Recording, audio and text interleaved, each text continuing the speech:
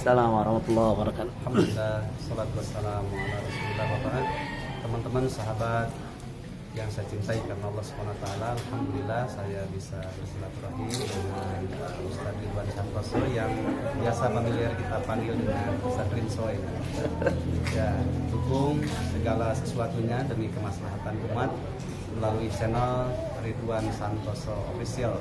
Semoga ini menjadi wasilah tambahan pahala pemberat di sisi Allah Subhanahu wa taala, dan semoga ini menjadi wasilah turunnya rahmat Allah Subhanahu wa taala. Wasilah untuk tetap di atas ilmu, tetap di atas amal, dan mudah-mudahan istiqomah sampai akhir. Takbir, Allahu Akbar. Rabbi shrah li sadri wa yassir li amri wahlul 'uqdatam min lisani yafqahu qawli. Allahumma la sahla illa ma ja'altahu sahla wa anta taj'alul hazana idza syi'ta sahla. Alhamdulillah, segala puji hanya milik Allah Subhanahu wa taala yang dengan izinnya dan rahmatnya yang terkandung di dalam asma-Nya Ar-Rahman Ar-Rahim, kita bisa berkumpul bersama melanjutkan kajian kita dari hadis Arba'in An-Nawawi. Dan alhamdulillah, hari ini kita di penghujung syarah hadis yang ke-23. Semoga bersabarnya kita beberapa saat di majlis ilmu ini menjadi tambahan pemberat pahala di sisi Allah Subhanahu wa taala. Jamaah rahimakumullah, alhamdulillah saya dipertemukan lagi dengan sahabat saya Ustaz Rinso, masyhur indal jami di Harulai Hawaya As-Sabakiyah, terkenal di YouTuber beliau ya, Ustaz Rinso. Rinso apa gitu ya, Ustaz Ridwan Santoso. Sekarang kan lagi rame ya, UAS Ustaz Abdus Somad, Wah Ustaz Adi Hidayat, kemudian UIH Ustaz Irfan Hakim. Baik jamaah rahimakumullah, alhamdulillah seperti biasa saya bacakan dulu hadis lengkapnya ya. An Abi Malikin Al-Harith bin Asim Al-Ash'ari radhiyallahu anhu. Mudah-mudahan ibu bapak sudah pada hafal hadisnya karena sudah kali yang kesekian ini. Dari Abu Malik Harith bin Asim Al-Ash'ari radhiyallahu, semoga meridhai Allah anhu kepada Abu Malik Harith bin Asim Al-Ash'ari, semoga Allah meridhoinya. Qala, berkata Abu Malik Haris bin Asim Al-Ash'ari, qala Rasulullah sallallahu alaihi wa alihi wasallam, bersabda Rasulullah sallallahu alaihi wasallam, at-tuhur syatrul iman, bersuci itu adalah bagian dari iman. Walhamdulillahi, dan ucapan alhamdulillah, tamla'ul mizan, itu bisa memenuhi timbangan. Wa subhanallahi walhamdulillah tamla'ani, dan kalimat subhanallah walhamdulillah tamla'ani, kedua-duanya bisa memenuhi, au tamla'u, atau salah satu di antara keduanya memenuhi, ma bainas sama'i wal ard, antara langit dan bumi. Wassalatu, sedangkan salat, nurun, itu cahaya. Wassadaqatu, sedangkan sedekah, burhanun, itu adalah burhan. Burhan itu bukti keimanan. Wassabru, sedangkan sabar, diyaun, itu adalah cahaya. Kemarin sudah kita sampaikan antara nur dengan diya atau bau ya. Kalau nur itu cahaya yang tidak mengeluarkan sinar untuk dirinya saja, beda dengan istilah diya atau bau, selain bercahaya juga mengeluarkan sinar ya. Makanya sinar antara bulan dengan matahari kan lain ya. Kalau matahari utuh, kalau bulan itu adalah nur. Ada salah satu penggalan syair, nurul qamar fil badri, tidak dikatakan daul qamar fil badri, tidak ya. Karena itu cahayanya di dalam. Itu salah satu di antara bahasa ya. Wal Qur'anu, adapun Qur'an, hujjatun laka, itu menjadi hujjah bagimu, wa alaika, atau aw alaika, atau menjadi hujjah atasmu. Ini sudah kita jelaskan kemarin ya. Al-Quran itu Allah Subhanahu wa Ta'ala berikan kepada hamba-hamba pilihannya, kemudian di dalam mensikapinya berbeda. Ada yang mempelajarinya, kemudian setelah itu mengamalkannya, kemudian mendakwahkannya.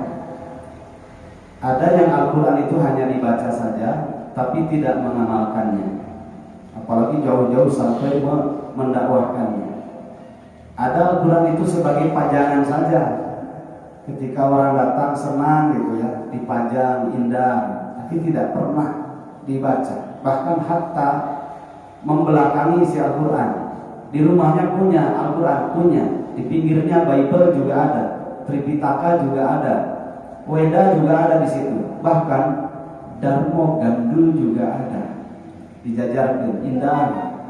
Orangnya ketika ditanya apa agamamu, tidak pernah menjelaskan apa agamanya. Tapi ketika dia berbicara jauh dari isi Al-Quran, oh ternyata ateis.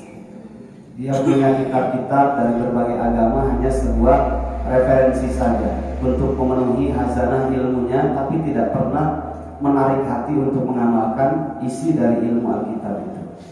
Ada yang gitu. Makanya kata Rasulullah SAW, Inna Allah yarfa'u bihadzal kalami aqwaman wa yadau bihi akharin.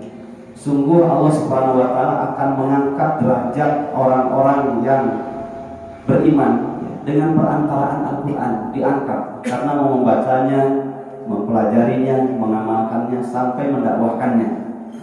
Wa yadau bihi akharin, dengan perantaraan Al-Quran pula Allah Subhanahu wa Ta'ala menghinakan orang itu karena membelakangi isi Al-Quran. Itu inti yang kemarin pertemuan sebelumnya. Sekarang kalimat terakhir, kullun nasi yaqul, setiap manusia itu berusaha. Fadai'un nafsahu, ada yang menjual jiwanya, dalam makna yang bisa positif, bisa negatif. Karena kalimat setelah itu memperjelas sabda Nabi, kalimat fadai'un nafsahu. Ada orang yang menjual dirinya dengan dua. Satu, famu'tiquha, ada yang dia membebaskannya. Wa mubiquha, ada juga yang membinasakan dirinya. Jamaah rahimakumullah, kalau berbicara persoalan fadai'un nafsahu famu'tiquha aw mubiquha, kita akan terasa nikmatnya menjadi seorang muslim. Ya. Saya baru ngobrol-ngobrol dengan beliau, saya itu, dia bercerita, Ustadz katanya, coba kita duduk sejenak, kita menikmati surat Ali Imran ayat yang 164. Laqad mannallahu 'alal mu'minina id ba'atha fihim rasulan min anfusihim yatlu 'alaihim ayatihi wa yuzakkihim wa yu'allimuhumul kitaba wal hikmata wa in kanu min qablu lafi dhalalin mubin. Kalimatnya manna itu fi'il madhi, past tense, diawali dengan laqad. Qadnya itu sebagai stressing makna, takkid. Laqad mannallahu 'alal mu'minina, sungguh benar-benar Allah telah memberikan nikmat 'alal mu'minina kepada orang-orang mukmin. Apa nikmatnya? Sampai pakai laqad, pakai qad ini. Ada apa? Id ba'atha fihim rasula, ini Pak. Yaitu ketika Allah Subhanahu wa Ta'ala mengutus seorang rasul min anfusihim. Kalau min anfusihim saya membahasakan biar mudah, sebangsa, setanah air, sebahasa dengan kalian, dengan orang-orang mukmin. Namanya Muhammad ibnu Abdullah al-Quraisy. Muhammad bin Abdullah orang Quraisy. Quraisy ini adalah bangsa yang terbaik, kasta terbaik di antara kasta-kasta bani-bani yang ada di tanah Arab. Kemudian ngapain dia? Yatlu 'alaihim ayatihi. Muhammad ini membacakan kepada mereka orang-orang mukmin ayatihi, ayat-ayatnya. Wa yuzakkihim, kemudian mensucikan dirinya. Wa yu'allimuhumul kitaba wal hikmata, dan beliau mengajarkan terus pakai allama yu'allimu, continuous tense yu'allimu, fi'il mudhari, artinya tidak seketika, tapi lil hadir wal mustaqbal. Dari sejak diangkat menjadi rasul sampai beliau wafat, yu'allimuhumul kitab, terus menerus Nabi Muhammad itu mengajarkan Alkitab wal hikmah dan hikmah. Dalam terminologi Al-Quran, kalau ada kalimat Alkitab diiringi dengan kalimat Al-Hikmah, Alkitab di situ Al-Quran, Al-Hikmah adalah As-Sunnah, hadis. Beliau mengajarkan Alkitab, Al-Quran, wal hikmah dan hikmah. Wa in kanu, dan sungguh sebelumnya orang-orang mukmin itu lafi dhalalim mubin, pakai fi lagi.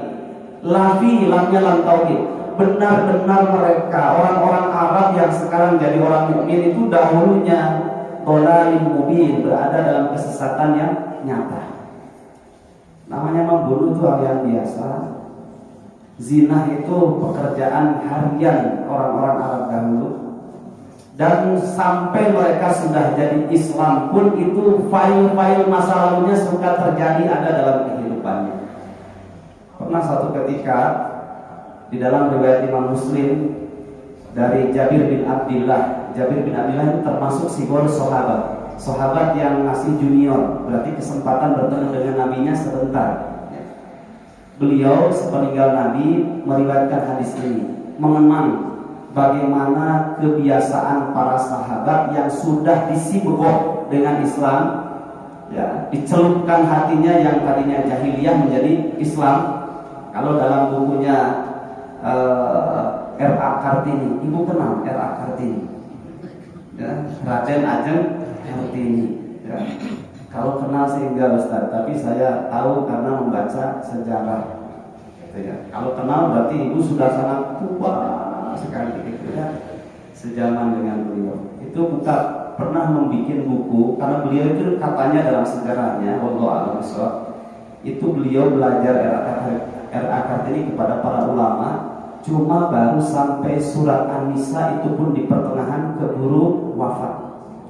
Sehingga kita temukan tidak pakai kerudung ataupun kerudungnya asal disampai saja kan, gitu. Karena belum sampai pada surat Al-Ahzab 59, belum sampai surat An-Nur ayat 31 tentang wajibnya seorang perempuan itu tertutup seluruh tubuhnya kecuali dua telapak tangan dan wajah. Sisanya itu sepenuhnya halal bagi suaminya saja.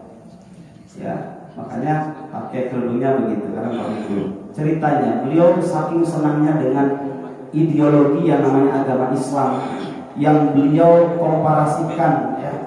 Ternyata beliau pelajari di agama-agama yang lain kok tidak ada seindah Islam. Buatlah buku terinspirasi ketika masuk pada surat Al-Baqarah ayat 256, 257-nya. Ada kalimat Allah Subhanahu wa taala yukhrijukum minadh dhulumati ilan nur. Buatlah buku pakai bahasa Londo. You understand Londo? Ya, Belanda. Itu judul bukunya Van de Westernis Totlicht, bahasa Belanda. Diterjemahkan ke dalam bahasa Indonesia, bahasa Sunda juga sudah ada terjemahannya kalau tidak salah. Judulnya Tilu Poe Kanu Caan. Ya. Habis gelap terbitlah terang. Itu sudah ada bukunya itu diterjemahkan, ya. Karya R.A. Kartini. Kita lanjutkan hadis riwayat Jabir bin Abdillah tadi, riwayat Imam Muslim. Kunna ma'an Nabi sallallahu alaihi wasallam buzatan. Kata beliau, tenangnya dulu kami pernah berperang, ya, melaksanakan salah satu syariat yang paling tinggi derajatnya dibandingkan syariat-syariat yang lain di dalam agama Islam, dibandingkan ibadah-ibadah yang lain, termasuk umroh dan haji itu tidak bisa menandingi amalan jihad fisabilillah, nggak bisa. Ya. Kemudian beliau mengenang pernah kami berjihad, berperang bersama Rasulullah Sallallahu Alaihi Wasallam. Fakasa'ahu rajulun minal muhajirin rajulan minal ansar. Kemudian perang dulu dengan sekarang lain, Pak. Ukraina dengan Rusia sekarang ini kan dari kejauhan. Sebelumnya juga ada Bosnia Herzegovina dengan Serbia dari kejauhan. Kemudian 11 tanggal bulan April ya, 11 April dari 2011 sampai sekarang 2020 itu sudah masuk periode ke-8 antara Syiah Nusairiyah yang dipimpin oleh Bashar Asad dengan para kaum muslimin, para mujahidin itu dari kejauhan. Dulu itu gentle cik barudak aina. Perang tanding, hadap-hadapan, MOU dulu. Tanggal berapa ya, di mana tempatnya, hari apa, kaum muslimin, orang kafir. Kolosal ya, kolosal itu banyak kan berjamaah. Wajar kalau terjadi sebagaimana yang diriwayatkan oleh Jabir bin Abdullah ini. Fakasa rajulun minal muhajirin rajulan minal ansar. Kemudian ada satu orang laki-laki dari muhajirin enggak sengaja dorong orang ansor, kemudian jatuh. Orang muhajirin dorong orang ansor, kemudian jatuh sampai mengeluarkan darah. Setelah itu timbul apa? Kejahiliahannya. Ini file-file masa lalunya para sahabat. Apa? Fanatisme golongannya, ras dan kesukuannya antara ansor dan muhajirin. Akhirnya orang ansor yang terdorong tadi Pak, timbul ya fanatisme golongannya. Dia katakan, sini, toh ansor sama ansor, muhajirin dengan muhajirin, gak usah bersatu, bisa saja. Kemudian pasami'a Rasulullah SAW, Rasulullah SAW mendengar peristiwa itu. Akhirnya Nabi bertanya, ma balu da'wal jahiliyah, sekak-seter itu. Kalian suka catur tahu ya? Katanya, ma balu da'wal jahiliyah. Nabi itu kan orangnya cerdas, kalamun baik, punya ucapan sedikit tapi maknanya begitu mendalam. Nabi bertanya, kalimat jahiliyah apa yang kalian perebutkan itu? Jadi mengatakan muhajirin, ansor ya. Kalau sekarang bajunya yang ini gitu ya. Nah, kan banyak sekarang begitu.